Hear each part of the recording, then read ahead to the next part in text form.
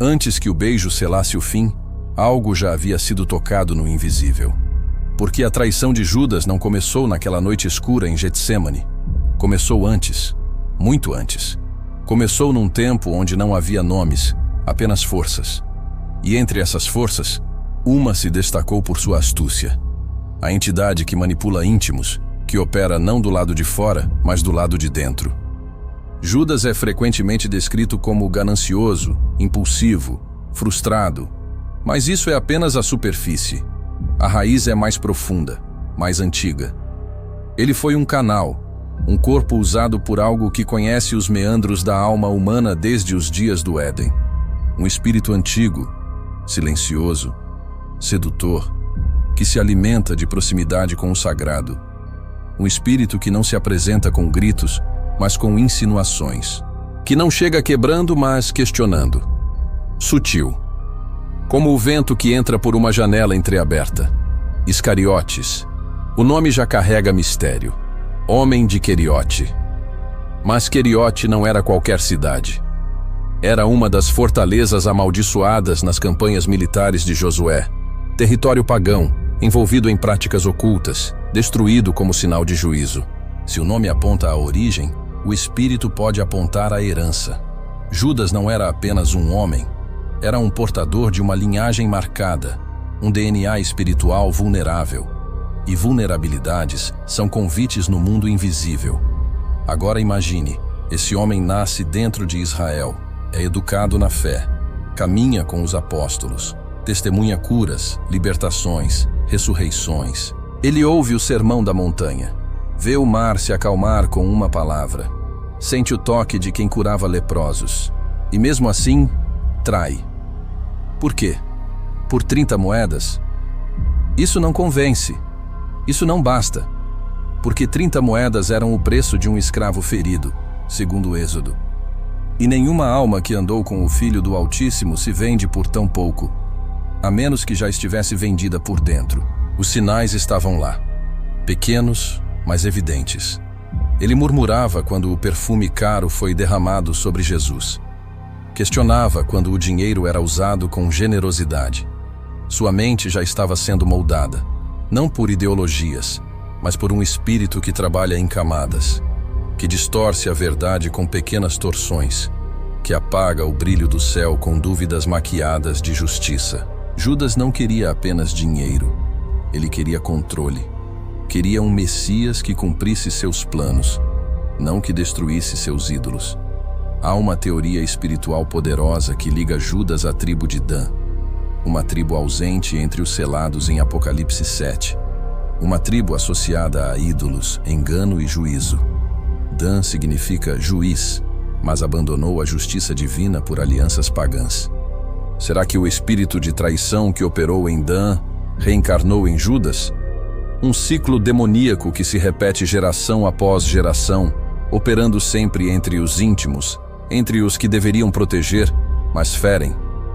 Há algo ainda mais sombrio. A palavra usada por Jesus em João 17:12 é clara. Nenhum deles se perdeu, exceto o filho da perdição. Essa expressão aparece novamente em 2 Tessalonicenses, descrevendo o anticristo. Então, Judas seria uma encarnação prévia dessa entidade? Um precursor espiritual do espírito do engano final? O mesmo modus operandi: aproximação, influência, sedução e traição. E se Judas foi o corpo, o que foi o espírito? Talvez um trono de engano, como os 7 montes descritos no Apocalipse. Talvez uma entidade associada à serpente original, que não age com força, mas com persuasão. Judas foi comissionado pelo próprio Jesus, recebeu autoridade, expulsou demônios, mas em algum momento seu coração começou a fermentar, não com pecado evidente, mas com frustração. E frustração, no mundo espiritual, é como uma rachadura em um vaso precioso. Esse espírito ancestral se move onde há quebra de expectativa. Ele sussurra: será que ele é mesmo o Filho de Deus? O mesmo sussurro dito no deserto. Ele se alimenta de impaciência. Judas esperava um reino visível, um Messias político, um trono físico. Mas o que recebeu foi um cordeiro silencioso diante dos seus tosquiadores. Isso quebrou algo em sua alma. E quando a alma quebra, o inimigo entra, e entrou. João 13:27 registra: e após o bocado, entrou nele Satanás. O texto não diz que o influenciou, diz que entrou. Um marco, um selo, um rito. Algo foi transferido ali. O pão foi mais que pão. Foi um sinal espiritual, uma senha. E ao receber aquele pedaço, Judas deixou de ser apenas Judas.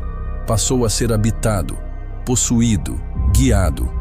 Não por impulso, mas por uma força invisível que já aguardava há milênios por aquele momento. Isso não é teologia, é guerra.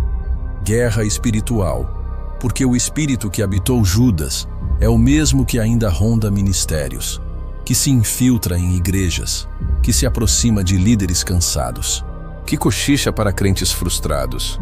Talvez Jesus não seja tudo isso. É o espírito que atua na decepção, que transforma discípulos em traidores. E seu maior campo de atuação ainda é o coração de quem já conheceu a verdade. Judas é um espelho para todos nós, não porque somos traidores, mas porque carregamos rachaduras. E onde há rachadura, algo pode entrar. Talvez você já tenha sentido isso. Um cansaço espiritual sem explicação. Uma frieza que não combina com a fé que um dia te incendiava. Um distanciamento silencioso, mas constante. Essa é a estratégia do espírito de Judas. Esfriar, cansar, frustrar, até a alma abrir a porta. Mas ainda há tempo. Enquanto o beijo não é dado, há tempo. Porque o espírito que entra em Judas só entra quando a rendição à verdade é trocada por rendição à dor. E se você sente que essa dor está te empurrando, lembre-se, o cordeiro ainda está à mesa e o bocado ainda não foi entregue. Ele foi chamado de Filho da Perdição. Um título pesado, singular, raro. Judas não recebeu apenas um julgamento moral. Ele recebeu uma identidade espiritual. E essa identidade ecoa. Ecoa além do tempo, além da cruz. Ecoa até o fim dos tempos, quando outro ser, também chamado Filho da Perdição, surgirá para enganar nações. Coincidência? Ou conexão? A expressão Filho da Perdição aparece apenas 2 vezes em toda a Escritura. A primeira nos lábios de Jesus, referindo-se a Judas em João 17:12. A segunda, nas cartas de Paulo, em 2 Tessalonicenses 2:3, referindo-se ao homem do pecado, o anticristo. 2 homens, 2 tempos, um mesmo título. Isso não é casualidade, é uma pista, um código, um chamado à vigilância espiritual. Mas o que liga esses 2 personagens? O que os torna mais que parecidos? Quase reflexos de um mesmo espírito.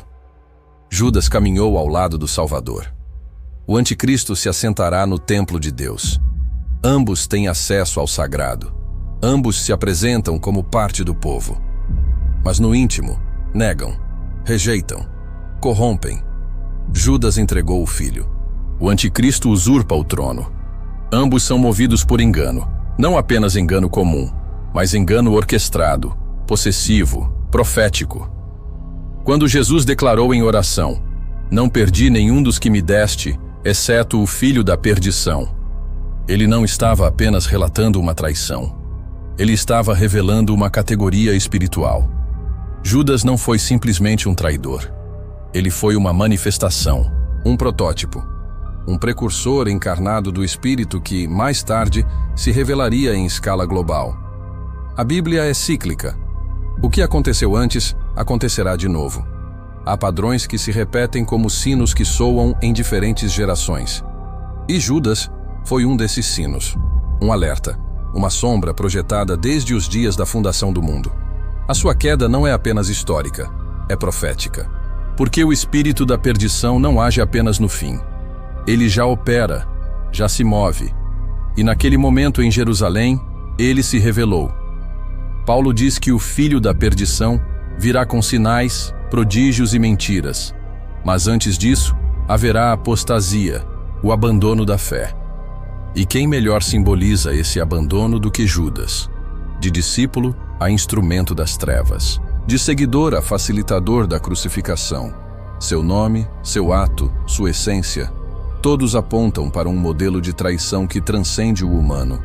O anticristo será recebido por muitos como libertador. Judas também foi visto como zeloso, comprometido, politicamente ativo. Mas por trás dessa fachada havia ambição, controle, orgulho ferido. Quando o Messias não cumpriu suas expectativas, Judas se voltou contra ele. E esse é o padrão do filho da perdição. Ele se alimenta da frustração espiritual dos que querem um Deus moldado à sua imagem. Em Judas vemos o micro. No anticristo, veremos o macro. Judas entregou o filho ao sistema religioso e político. O anticristo será a fusão final desse sistema. Religião corrompida com poder mundano. Judas foi apenas uma peça. O anticristo será a engrenagem inteira. Mas há mais. O espírito do filho da perdição carrega um elemento que poucos percebem: a habilidade de operar entre os santos sem ser detectado até o momento certo. Judas andava com os apóstolos, sentava-se à mesa, ninguém suspeitava, até que Jesus o expôs. Assim também será com o homem do pecado. Ele será revelado no tempo certo. Mas enquanto isso, se moverá entre os templos, entre os discursos, entre os que pensam estar em luz. E aqui está o ponto mais alarmante. Esse espírito não espera o fim para agir. Ele já está entre nós. Ele já opera no engano, na manipulação, na distorção da verdade. Ele se manifesta toda vez que alguém se aproxima da luz, apenas para apagá-la por dentro. Ele sussurra nos ouvidos dos frustrados: se Deus não fez como você queria, talvez ele não seja quem diz ser. É o mesmo veneno, a mesma semente, a mesma perdição. Judas e o anticristo compartilham mais do que um nome simbólico. Compartilham um DNA espiritual. São filhos do mesmo princípio: a rebelião dentro do templo, o colapso dentro da promessa. E isso é o que torna o filho da perdição tão perigoso. Ele não ataca de fora, ele trai de dentro. Você percebe o perigo? O espírito que um dia se manifestou em Judas ainda ronda as igrejas. Ainda se aproxima de líderes. Ainda busca discípulos com rachaduras. Não busca o perverso escancarado, mas o ferido escondido. Aquele que esperava algo de Deus e não recebeu. Aquele que orou e não foi atendido. Aquele que serviu e não foi exaltado. É aí que ele planta sua semente. E quando a semente germina, o fruto é amargo. É a negação do Cordeiro. É a substituição da cruz por uma ideologia. É o abandono do arrependimento pela justificativa. É o mesmo caminho que começou com Judas e terminará no trono do anticristo. A pergunta não é apenas quem é o filho da perdição. A pergunta é: esse espírito já encontrou espaço em mim? Porque antes de se manifestar no mundo, ele se manifesta nos corações. E só há um antídoto. Não é a teologia. Não é a cultura evangélica. É o quebrantamento. É reconhecer que sem o Cordeiro, somos todos filhos da perdição. Mas com ele, o selo é quebrado. A cadeia é desfeita. E o espírito da traição perde seu trono. Porque onde o arrependimento reina, o engano não tem poder. Havia 12 à mesa, mas apenas um seria lembrado por ter se tornado o portal da perdição. E não foi quando ele pegou a bolsa de moedas. Não foi quando se aproximou com o beijo. Foi antes, muito antes. João 13:27 registra: e após o bocado, entrou nele Satanás. Uma frase que parece pequena, mas que contém um terremoto espiritual escondido entre as palavras. Porque esse momento marca algo que raramente é descrito com tanta precisão. O instante exato em que um corpo humano se torna trono para uma entidade caída. Antes disso, Judas já mostrava sinais: murmúrios, ambição, frustrações veladas. Mas até então, ele ainda era apenas um homem em conflito. A entrada de Satanás, porém, foi uma transformação completa, um rompimento, um rito espiritual. E esse rito aconteceu através de um gesto aparentemente comum: o partir do pão. Mas esse pão não era comum. Era o símbolo da aliança. Era o corpo que seria entregue. Era, no mundo espiritual, uma senha. um selo. Quando Jesus entrega o bocado a Judas, ele não está apenas oferecendo alimento. Ele está entregando uma revelação, um ato de exposição. É como se dissesse: você quer mesmo seguir esse caminho? Então que se cumpra. E se cumpriu. O pão entrou, e com ele algo mais entrou. Satanás, não um demônio qualquer, não uma influência distante, mas a própria presença maligna que um dia se rebelou nos céus, que viu o trono, que caminhou entre os rubis de fogo, que conheceu a glória e escolheu a queda. Essa entidade entrou em Judas, tomou posse, e a partir daquele momento, Judas deixou de ser apenas Judas. Esse evento revela algo terrível e profundamente negligenciado nas pregações modernas. O corpo humano pode se tornar trono espiritual, pode ser habitado, pode se converter em extensão de realidades invisíveis. Isso não acontece de forma aleatória.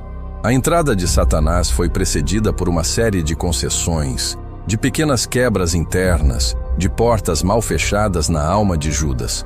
Mas o que exatamente significa porta espiritual? Não é uma porta física, é uma abertura no mundo interior.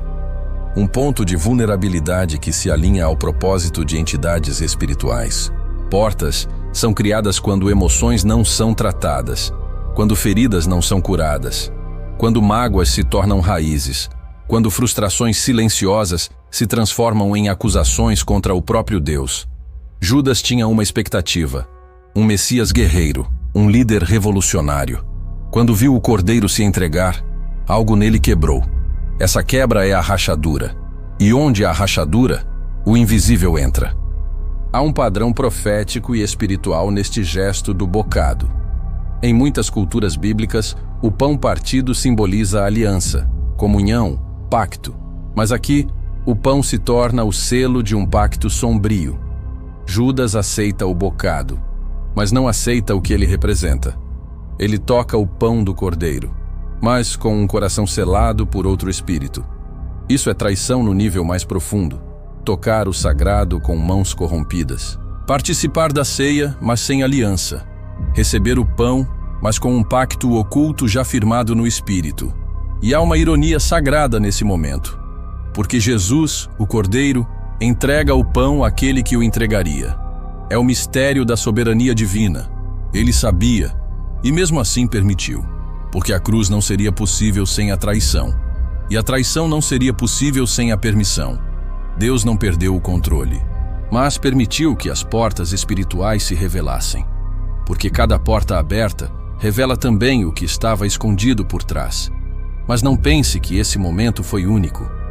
Ele foi registrado porque simboliza algo que acontece todos os dias, em silêncio. Há milhões de bocados sendo entregues diariamente no mundo espiritual. Gente que recebe uma oportunidade divina, mas troca por frustração. Gente que toca no santo, mas guarda a idolatria. Gente que caminha com Jesus, mas o entrega quando ele não faz o que esperavam. Cada vez que o sagrado é banalizado, uma porta se abre. Cada vez que a fé se torna transação, uma porta se abre. Cada vez que o amor é trocado por controle, uma porta se abre. E quando essas portas não são fechadas, alguém entra. A entrada de Satanás em Judas revela que nem todos os possessos são gritando nos cantos. Alguns são discretos, políticos, educados. Judas sabia falar com líderes, sabia negociar com religiosos, sabia disfarçar intenções. A possessão que o tomou não deformou seu corpo, não o fez espumar ou se contorcer. Fez algo pior, transformou sua mente. O engano se tornou lógica, a traição se tornou missão. Ele achava que fazia o certo, e esse é o nível mais profundo da possessão, quando o mal é confundido com o bem. Isso nos ensina que as possessões mais perigosas não são as explícitas, são as espiritualmente sutis. São as que operam entre os que conhecem a palavra, entre os que carregam bíblias, mas não mais ouvem a voz, entre os que sentam à mesa, mas não reconhecem o Cordeiro. E há algo mais, algo que poucos percebem. Depois do bocado, Judas não mais hesita, ele sai. vai até os líderes religiosos. Organiza a traição, tudo com pressa. Porque quando Satanás entra, o tempo muda, a urgência cresce, a ansiedade se intensifica, o fim se aproxima. Ele sabia que seria rápido, e foi. Horas depois, ele se enforca, porque portas espirituais abertas não permanecem neutras. Elas aceleram destinos, elas encurtam caminhos, elas queimam o relógio. E agora, a pergunta inevitável: onde estão as nossas portas? Que bocado temos recebido? Que palavras temos absorvido? Que pactos inconscientes temos firmado? Porque o mesmo pão que cura também pode expor. E se há algo dentro de nós que ainda não foi rendido? Talvez, sem perceber, estejamos à beira do mesmo gesto. Talvez o inimigo já esteja observando, esperando o momento certo. Porque ele não força a entrada. Ele aguarda o convite, mas há esperança. Porque Jesus não tirou o pão de Judas, ele ofereceu. Isso é misericórdia, é graça. É como se dissesse: ainda há tempo. Judas poderia ter recuado, poderia ter confessado, poderia ter chorado. Pedro negou, mas chorou e foi restaurado. Judas traiu, mas se calou e morreu. O que você faz com o bocado determina o que entra em sua alma. E ainda hoje, o Cordeiro parte o pão e te oferece, não como condenação, mas como oportunidade, porque enquanto o pão ainda está na mão, a porta ainda pode ser fechada. A traição de Judas não começou no cenáculo, nem em Jerusalém, nem nos anos de discipulado ao lado do Mestre. Ela remonta a uma história muito mais antiga, enterrada sob os escombros da Terra Prometida e registrada nas páginas de guerras espirituais quase esquecidas. Para entender por que Judas caiu, é preciso voltar séculos, até o tempo em que a terra ainda gemia sob os pés de Josué, até a cidade de Queriote, território apagado dos mapas modernos, mas ainda vivo no plano espiritual.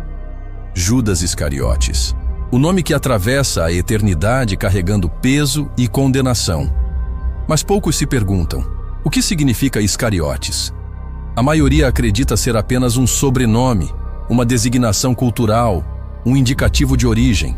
Mas a origem espiritual é sempre mais profunda que a geográfica.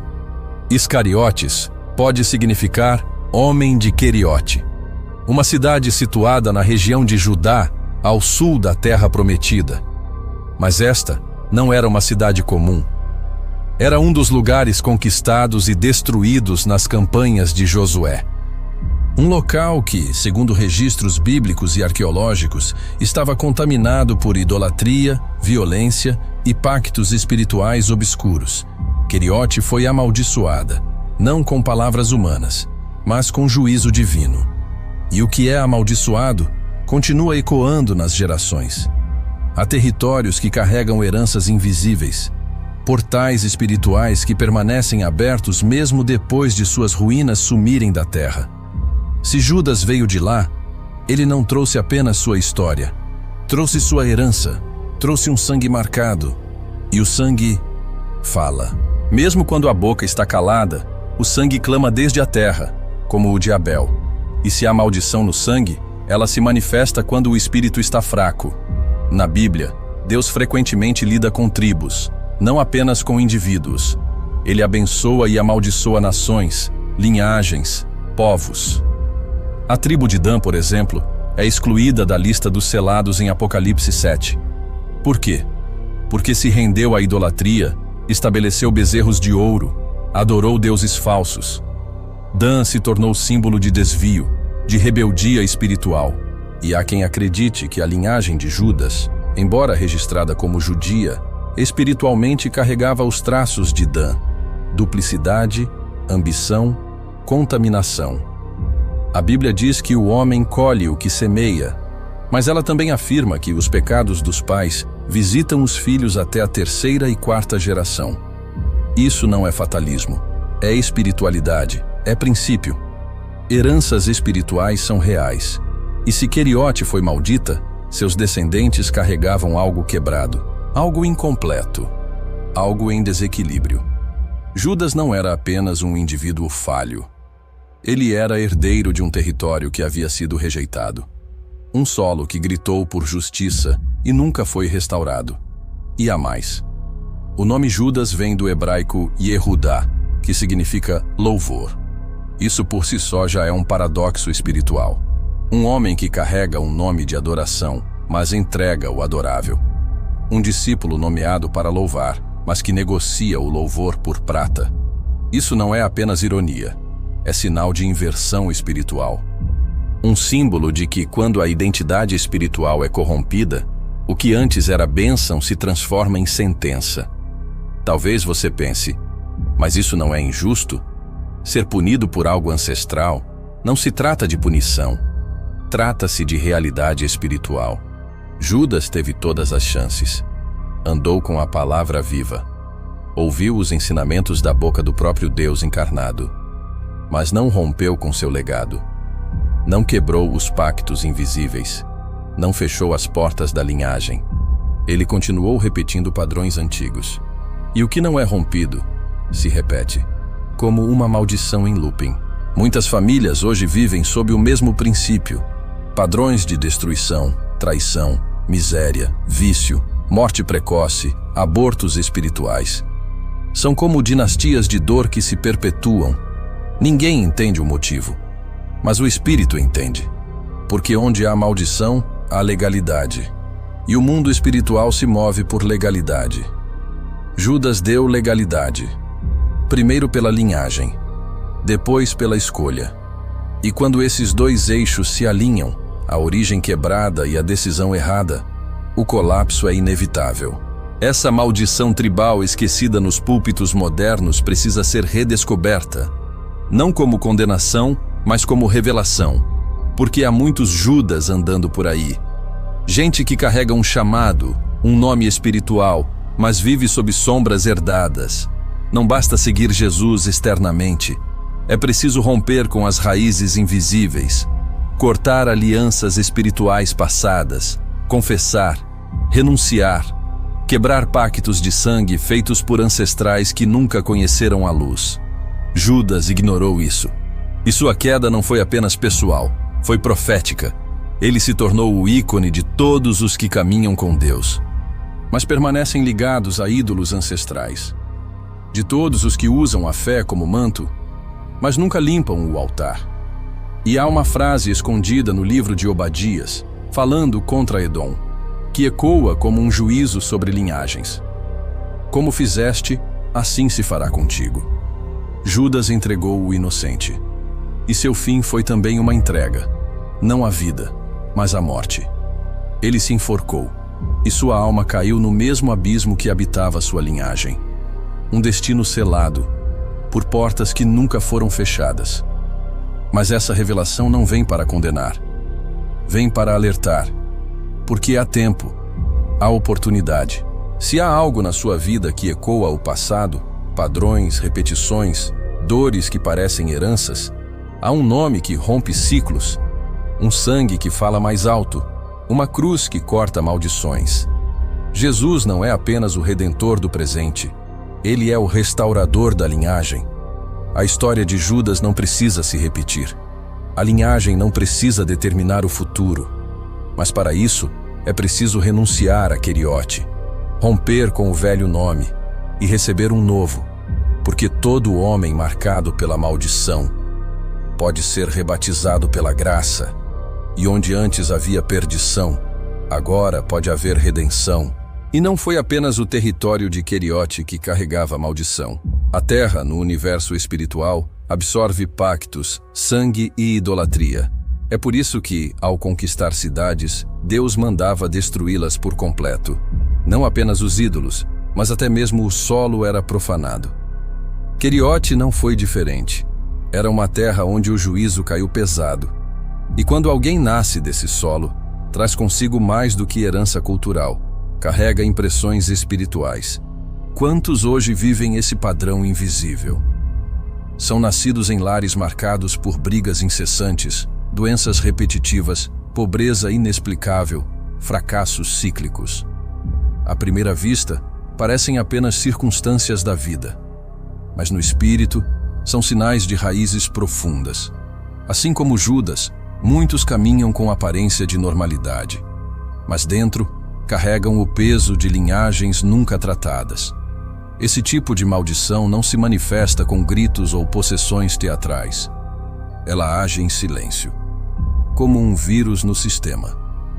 Judas caminhou com Jesus, ouviu o Sermão do Monte, viu mortos ressuscitarem, mas nunca se libertou de sua origem. Nunca levou sua dor à luz, nunca quebrou o vínculo com a terra marcada. E quando a pressão veio, a maldição falou mais alto do que a promessa. Isso revela algo urgente. Andar com Jesus não é o mesmo que estar em aliança com Ele. Há muitos que seguem, servem, declaram, mas nunca romperam com Queriote. Continuam conectados a pactos antigos, comportamentos herdados, traumas de infância que ninguém vê, mas que governam decisões até hoje. Judas é o símbolo dos que não romperam com suas raízes espirituais e, por isso, se tornam vulneráveis nos momentos críticos. Mas há um detalhe que não pode ser ignorado. Judas se arrependeu. Sim, ele devolveu as moedas, reconheceu seu erro, mas não buscou perdão. Não correu para os pés do Cordeiro, correu para a culpa. E a culpa, quando não redimida, se torna a forca. Ele não foi destruído apenas pela traição, mas por não saber lidar com o arrependimento. A linhagem que o moldou também o matou. E isso ecoa para muitos hoje. Há pessoas que reconhecem seus erros, que choram em silêncio, que vivem esmagadas por culpa e vergonha. Mas ao invés de correrem para a cruz, se isolam, se calam. E o silêncio da dor vira cova. Judas teve o momento, a chance, mas sua linhagem falou mais alto. A maldição o empurrou para longe, quando a graça o chamava para perto. Se há algo na sua história que carrega ecos de dor herdada, escute, ainda dá tempo. A linhagem pode ser quebrada, a raiz pode ser arrancada, mas isso exige decisão, exige enfrentamento. Deus não esconde maldições, Ele revela para curar. E tudo o que é trazido à luz perde o poder das trevas. Judas não teve força para romper com o passado, mas você pode ter, porque há um nome sobre todo nome. Há um sangue mais forte que qualquer pacto. Há um altar mais alto do que qualquer maldição tribal. E é nesse altar que sua história pode ser reescrita. Queriote foi esquecida pelos homens, mas ainda fala no mundo espiritual. Mas o Cordeiro fala mais alto, e quando ele chama pelo nome, até a maldição tem que recuar. Ninguém acorda decidido a trair o céu.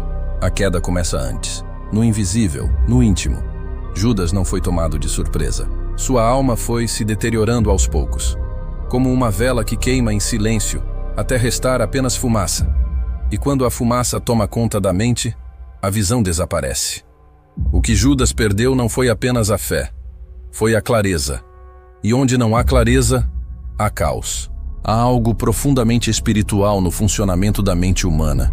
Cada expectativa frustrada, cada decepção, cada silêncio divino não compreendido gera impactos reais, químicos, emocionais, espirituais. Judas esperava algo de Jesus. Esperava um trono, uma revolução, talvez um novo império político. Quando viu um cordeiro em silêncio diante da morte, sua estrutura interna entrou em colapso. A neurociência hoje reconhece o poder da dopamina, o neurotransmissor da recompensa, da expectativa, da motivação. Mas o que poucos percebem é que há também uma dopamina espiritual, uma sede por cumprimento, por realização divina, por confirmação de fé. Quando essa esperança é quebrada, o cérebro espiritual colapsa e o desespero toma o lugar da visão. Judas não viu o que esperava. Ele viu o oposto. Um Messias que lavava pés em vez de levantar exércitos. Que falava de cruz quando todos queriam coroa. Que se entregava quando todos esperavam que ele lutasse. E cada gesto de Jesus era, para Judas, uma nova ferida na alma. O sonho político foi morrendo, a esperança de glória terrestre se apagou, e com ela, a estabilidade interior do discípulo também se foi. É nesse ponto que muitos se perdem. Não quando Deus falha, porque Ele nunca falha, mas quando o que esperávamos dele não se cumpre da maneira como imaginamos. Judas não soube lidar com isso, e essa frustração criou uma tempestade emocional. Uma oscilação entre raiva, dúvida, autopiedade.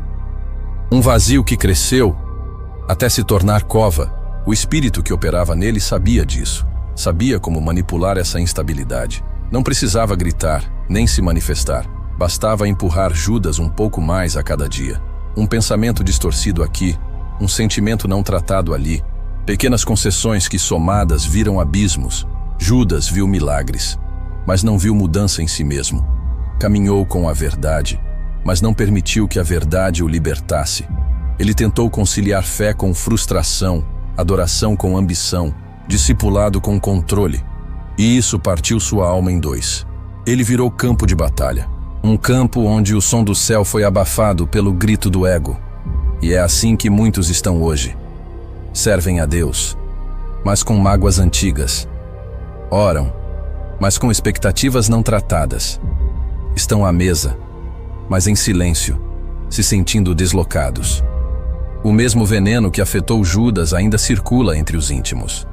Não se manifesta como possessão, mas como desgaste, como cansaço emocional, como uma tristeza espiritual que ninguém vê. O fim de Judas não foi apenas físico, foi existencial. Ele viu a verdade e não suportou. Ele percebeu tardiamente que havia se tornado instrumento da escuridão. E ao perceber, não correu para a cruz, correu para a culpa. A culpa, quando não é redimida, vira sentença. E foi isso que ele carregou até a corda que o asfixiou. E por que isso importa? Porque há milhares de Judas hoje, não traindo com beijos, mas com silêncio, com abandono, com frieza, com desistência. Não querem mais saber de igreja, de fé, de oração. Não porque odeiam a Deus, mas porque esperavam algo dele. E não receberam. Estão como Judas, sentados à beira da mesa, mas com o coração em conflito. Mas há uma diferença. Ainda há tempo. O que Judas não fez, você pode fazer. Ele se afundou no desespero. Você pode se lançar na graça. Ele se isolou. Você pode se ajoelhar. Ele se calou. Você pode clamar. Porque o mesmo Jesus que ofereceu o pão, também ofereceu perdão. A dopamina espiritual que virou angústia pode se transformar em cura. A mente colapsada pela frustração pode ser restaurada pela presença. O desespero pode ser substituído por esperança. Mas é preciso reconhecer: há algo quebrado, e só o Cordeiro pode consertar. Judas não soube lidar com sua mente ferida, mas você pode. Porque onde há dor, também há um Salvador que conhece cada pensamento antes mesmo que seja formado. E ele ainda está aqui, oferecendo pão e oferecendo paz. Mas a dor de Judas não era apenas sobre o que ele viu. Era sobre o que ele não conseguiu ver. Ele estava tão convencido da imagem que construiu de Jesus, que quando a realidade confrontou sua fantasia, ele não teve estrutura interna para suportar. E essa quebra, esse colapso entre expectativa e realidade, é onde muitos naufragam hoje. Judas queria um Messias segundo suas demandas. E quando Deus não se encaixou no molde que ele criou, a decepção virou veneno. Esse veneno se espalha como um vírus emocional. Primeiro você tenta justificar, depois começa a acusar, por fim, se afasta. E o afastamento de Deus nem sempre é geográfico, é interno. Judas continuou com os discípulos, continuou ouvindo as palavras do Mestre, mas por dentro já não estava mais lá. Seu coração havia se fechado, seu espírito endurecido e sua mente tomada por vozes que não vinham do céu. O que Judas viveu é o que muitos hoje enfrentam em silêncio, uma dissonância espiritual, uma alma dividida entre o que ouviu e o que viveu. Ele ouviu que o reino estava próximo, mas só via perseguição. Ele ouviu que os mansos herdariam a terra, mas sentia-se impotente. Ele ouviu sobre promessas, mas enxergava a cruz se aproximando. E o coração, ao não saber interpretar os sinais do céu, começou a fabricar explicações próprias. Judas, como tantos hoje, começou a interpretar Deus através de sua dor. E a dor distorce. A dor faz com que até mesmo palavras de vida soem como acusação. Faz com que até os gestos de amor pareçam rejeição. Faz com que até a presença de Jesus pareça distante.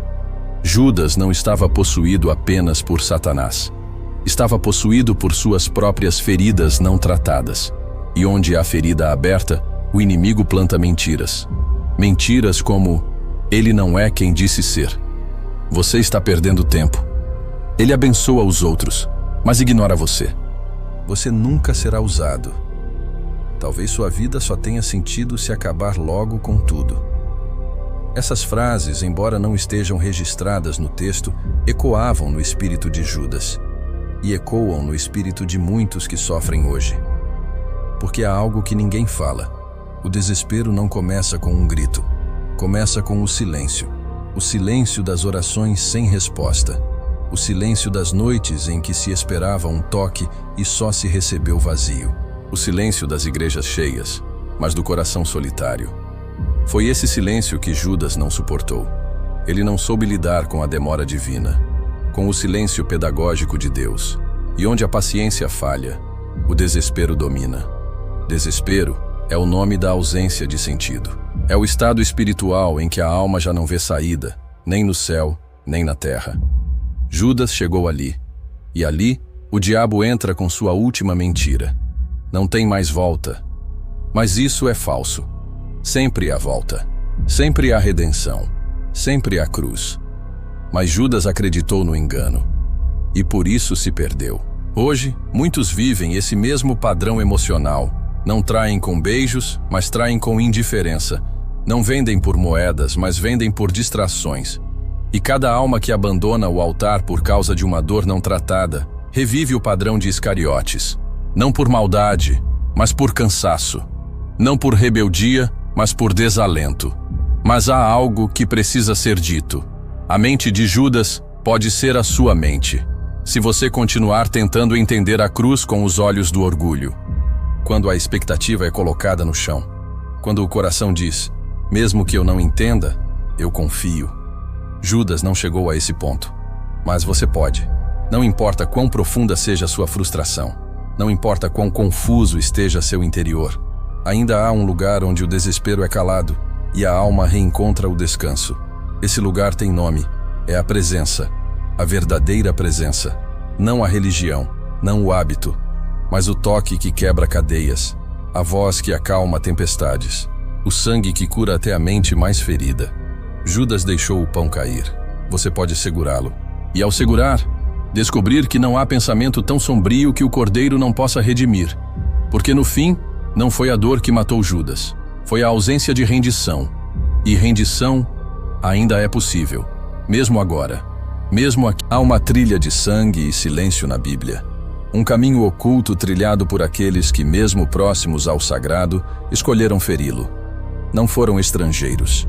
Não foram inimigos declarados. Foram irmãos, filhos, discípulos, gente de dentro. E por isso, mais perigosos. Judas não foi um acidente na narrativa divina. Ele representa um espírito antigo. Um padrão demoníaco que já operava muito antes do cenáculo. Um espírito que se manifestou em Caim, depois em Absalão, e então plenamente em Judas. Caim. O primeiro. O que ouviu diretamente de Deus. O que teve oportunidade de corrigir, mas preferiu o ressentimento. A Bíblia diz que Deus rejeitou sua oferta, mas falou com ele. Orientou, advertiu. Mas Caim se calou. E no silêncio da mágoa, a violência foi gerada. Ele matou seu irmão. Não porque Abel o ofendera, mas porque Abel foi aceito. E aqui está a essência do espírito do traidor. Ele fere, não por justiça, mas por inveja disfarçada de justiça. O problema de Caim não era Abel, era consigo mesmo. Depois vem Absalão, o filho que tinha tudo, linhagem, beleza, influência, mas não tinha contentamento. Absalão não suportava ser o segundo. Ele queria o trono do pai. E quando a ambição não coube mais dentro, virou rebelião. Ele se sentava à porta, conquistava o coração do povo, falava suavemente e tramava. Traiu Davi, não em campo de batalha, mas dentro da casa. E esse é outro traço do espírito do traidor. Ele não age com força, age com sedução, conquista corações antes de empunhar espadas. Então vem Judas, o discípulo, o escolhido, o que caminhou com o Verbo encarnado, o que molhou o pão na tigela do cordeiro, mas ainda assim entregou. Por quê? Pela mesma raiz de Caim, inveja, pela mesma ferida de Absalão, frustração, porque esse espírito sempre opera onde há ferida não tratada e orgulho não crucificado. Caim, Absalão e Judas têm algo em comum. Eles queriam algo de Deus, mas do seu próprio jeito. Não aceitavam a correção, não entendiam a espera, não suportavam o processo. E ao serem confrontados, reagiram, não com confissão, mas com traição. E o mais assustador, todos eles estavam próximos, todos estavam dentro. Isso revela uma verdade espiritual inegociável. As maiores traições sempre vêm de onde menos se espera. Mas há algo ainda mais profundo. O espírito do traidor não se manifesta de uma vez. Ele se infiltra, ele observa, ele espera, ele se disfarça. Caim levou tempo até matar. Absalão planejou durante anos. Judas caminhou por 3 anos com Jesus antes de entregar. Esse espírito não tem pressa. Ele amadurece no escuro. Se alimenta do não dito, do ressentimento acumulado, da raiva camuflada por religiosidade. E esse espírito ainda opera hoje. Está nos ministérios que se dividem por inveja, nas amizades que se rompem por ego, nos corações que, ao serem corrigidos, preferem romper em vez de se render. Ele está nas igrejas, nos púlpitos, nos corredores, no silêncio de líderes feridos que não suportam ver outro sendo levantado. Ele está no olhar que não celebra o avanço do irmão. Está na palavra que fere pelas costas. Está na alma que finge amor, mas prepara o beijo da traição. E esse beijo ainda é dado. Não com lábios, mas com decisões. Com abandonos, com discursos piedosos recheados de veneno. Judas beijou Jesus, mas a traição já havia sido selada antes. Assim como Caim já havia matado em pensamento, e Absalão já havia traído no coração. O corpo só executa o que o espírito já decidiu. O que diferencia esses homens de outros pecadores da Bíblia não é o erro, é a motivação, é a frieza, é a ausência de arrependimento profundo. Davi pecou, mas quebrou ao ser confrontado. Pedro negou, mas chorou amargamente. Já Caim, Absalão e Judas endureceram, ficaram em silêncio. E o silêncio, diante da verdade, é o grito da perdição. Mas o mais trágico é que todos esses homens tinham algo em comum: potencial. Caim poderia ter sido um sacerdote, Absalão, um rei justo, Judas, um apóstolo poderoso. Mas permitiram que o espírito da traição tomasse o lugar do chamado. Não perderam apenas seu destino, perderam sua identidade. Isso serve como alerta para nós, porque o espírito do traidor não nasce de fora. Ele brota dentro quando alimentamos comparações, quando cultivamos mágoas, quando esperamos posições em vez de vocações. Ele começa com um "porque ele e não eu", e termina com um "eu merecia mais". Judas poderia ter sido lembrado como amigo do Cordeiro, mas escolheu ser lembrado como aquele que o vendeu. Mas o espírito que opera na traição não tem a última palavra. A cruz foi erguida mesmo com o beijo de Judas. O trono de Davi permaneceu mesmo após a revolta de Absalão. O sangue de Abel ainda fala mais alto do que a terra que o engoliu. Deus restaura, Deus redime, mas Deus também expõe. O espírito do traidor pode agir por um tempo, mas será revelado. E quando for, não haverá desculpa, porque o beijo sempre precede o julgamento. Se você percebe em si traços desse espírito, comparação, inveja, desejo de reconhecimento, mágoa disfarçada de zelo, ainda é tempo de parar, de se ajoelhar, de quebrar esse ciclo. Porque o mesmo Jesus que olhou nos olhos de Judas, ainda olha nos nossos. E a pergunta é: o que você fará com esse olhar? Você vai trair? Ou vai se quebrantar? Você vai planejar? Ou vai se entregar?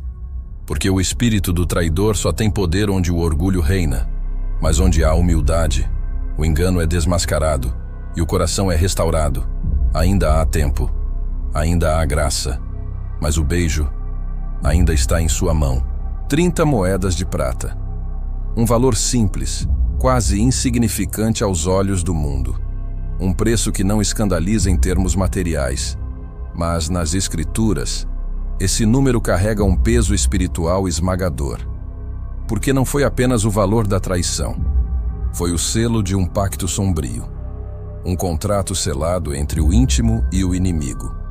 E mais do que isso, foi a cifra que conectou o Antigo ao Novo Testamento, com sangue e juízo. Em Êxodo 21:32, Deus estipula que o preço de um escravo morto por um animal deveria ser de 30 moedas de prata. Esse era o valor de um servo ferido, de uma vida considerada substituível. Judas, ao aceitar esse valor, estava inconscientemente dizendo: ele não vale mais do que um servo comum. Mas o que ele não sabia é que aquela cifra já estava profetizada, já estava selada. E todo o valor dado ao sangue do inocente se transforma, no mundo espiritual, em julgamento. Séculos antes de Judas, o profeta Zacarias já havia recebido esse valor, como um pagamento simbólico por seu trabalho profético rejeitado. Zacarias 11:12-13 registra: então lhes disse: se parece bem aos vossos olhos, dai-me o meu salário, e se não, deixai-o. E pesaram por meu salário 30 moedas de prata. E o Senhor me disse: lança isso ao oleiro, esse belo preço com que fui avaliado por eles. O que Zacarias viveu foi uma prévia do que Cristo enfrentaria. 30 moedas, o valor dado ao servo rejeitado, o valor dado a Deus pelos que fingem servi-lo. Judas, ao aceitar essas moedas, cumpriu essa profecia sem perceber. Ele se tornou parte de uma encenação divina, mas uma encenação com consequências eternas, porque ao vender Jesus por 30 moedas, ele não apenas negociou sua alma, ele ativou códigos espirituais milenares, ele tocou em profecias que haviam sido seladas há séculos. E no mundo espiritual, tocar no que é sagrado tem preço. A cifra não é aleatória. 30 é número de maturidade sacerdotal em Israel. Era aos 30 anos que um levita podia servir plenamente no templo. Jesus começou seu ministério com 30. Davi começou a reinar aos 30.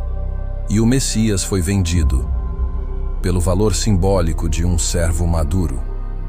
O mundo pagou por aquele que viria libertar, com a quantia que deveria honrar o início de um reinado. Mas o usaram para encerrar uma jornada. Mal sabiam que o sangue que seria derramado naquele pacto compraria não apenas um túmulo, mas a redenção eterna. As moedas que Judas recebeu queimavam, tanto que ele as devolveu. Não por arrependimento sincero, mas por desespero. A Bíblia diz que os sacerdotes, ao receberem de volta o valor, não quiseram colocá-lo no tesouro do templo, pois era preço de sangue. Então compraram com aquele dinheiro o campo do oleiro, um lugar para enterrar estrangeiros. Aquele campo recebeu o nome de Campo de Sangue. Você entende o que isso significa? O valor da traição virou território.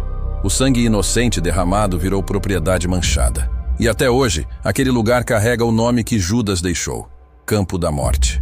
Isso é simbólico, porque toda vez que se negocia o sagrado, um novo campo de sangue é criado. Todo pacto feito às escondidas, toda aliança com as trevas, todo momento em que se troca o eterno pelo passageiro, nasce mais um território marcado. E essa cifra continua a operar hoje. Não em moedas físicas, mas em escolhas. Cada vez que se negocia a fé por posição, por controle, por ego, 30 moedas são lançadas novamente no chão do templo.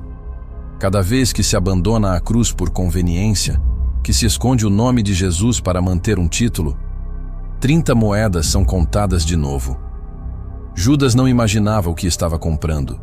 Ele pensava estar selando um destino momentâneo, mas estava ativando princípios que ecoam até hoje.